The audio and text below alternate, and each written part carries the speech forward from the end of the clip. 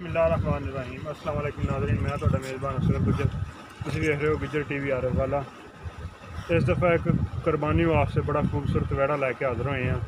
जिन्होंने अल्लाह पाक ने तौफीक दी उन्होंने सुनते इब्राहिमी अदा करनी है, तो बड़ी आसन चीज़ एक ना खूबसूरत नियाब चीज़ लैके आए हैं।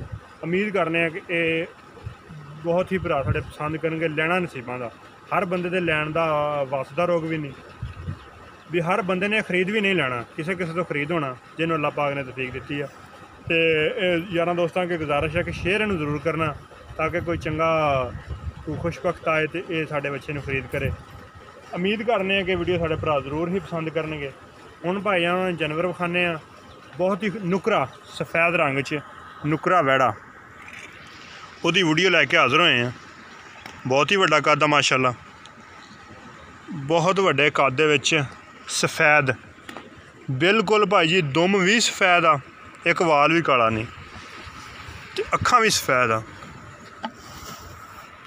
हाँ जी, मारदा मूरदा नहीं बिल्कुल ही, छोटे छड़ के पर टोरन।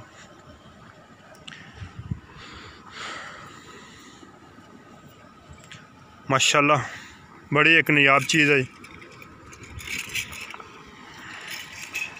ये भरावां ने शेयर साड़ी ना वीडियो जरूर करनी है। जोड़ा भी देखे यारां दोस्तां यारां बेलियां शेयर जरूर करे। नुकरा सफेद बड़ी लंबाई आ ते बड़ा वजन आ बच्चे का। उम्मीद करने कि हर बंदा साडा इस जानवर नूं पसंद करेगा। कुर्बानी वास्ते बहुत ही एक नायाब चीज़ है। लोकेशन है साड़ी आरफ वाला, ज़िला बागपतन। नंबर साडा 0300 56 72 355।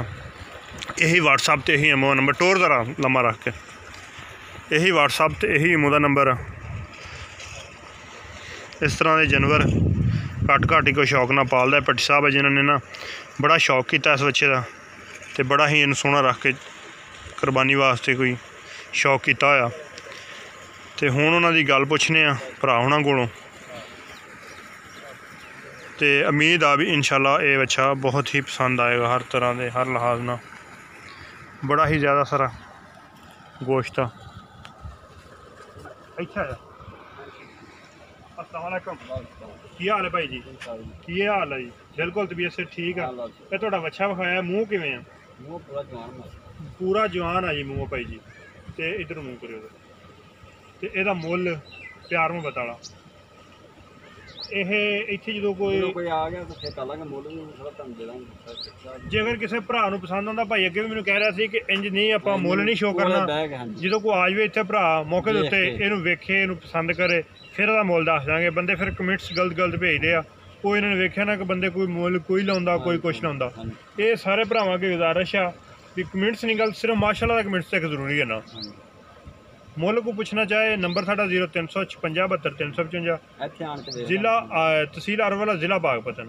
नंबर साडा 0300 56 72 355। यही व्हाट्सअप का नंबर, यही इमो का नंबर। उम्मीद करने हैं कि वीडियो पसंद आएगी। पाकिस्तान जिंदाबाद।